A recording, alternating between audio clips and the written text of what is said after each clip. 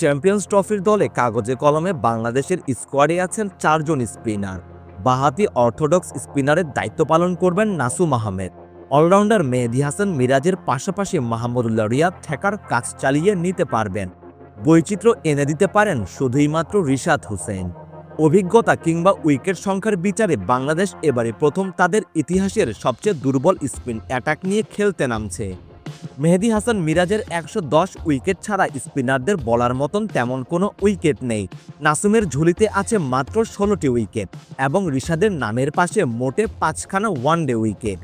মাহমুদুল্লাহর নামের পাশে যদিও 82টি উইকেট রয়েছে, তবে বল হাতে তিনিও ধারাবাহিক নন অনেক দিন হলো।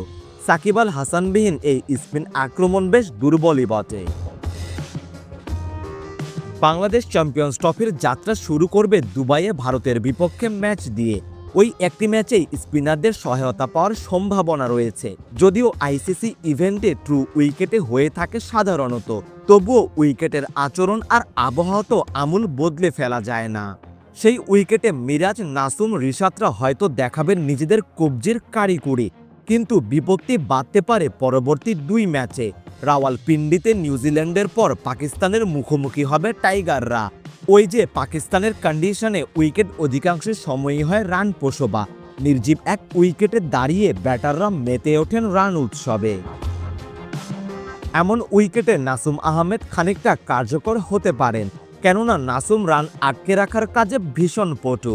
স্ট্যাম্পের লাইনে গুড লেংথে লাগাতার বল করে যেতে পারেন।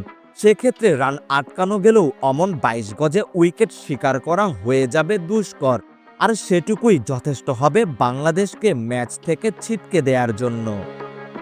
কিন্তু মূল সমস্যার উদ্রেক ঘটাতে পারেন মিরাজ। স্পিন সহায়ক নয় এমন উইকেটে তিনি একেবারেই নিষ্ফলা।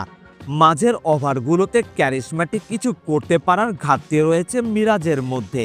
তিনি ওই রান আটকে রাখা অবধি থাকতে পারেন সীমাবদ্ধ। তাছাড়া ব্যাটিংয়ে নিজের মনোযোগ বাড়িয়েছেন, বোলিংটাও তাই হয়ে গেছে সেকেন্ডারি স্কিল।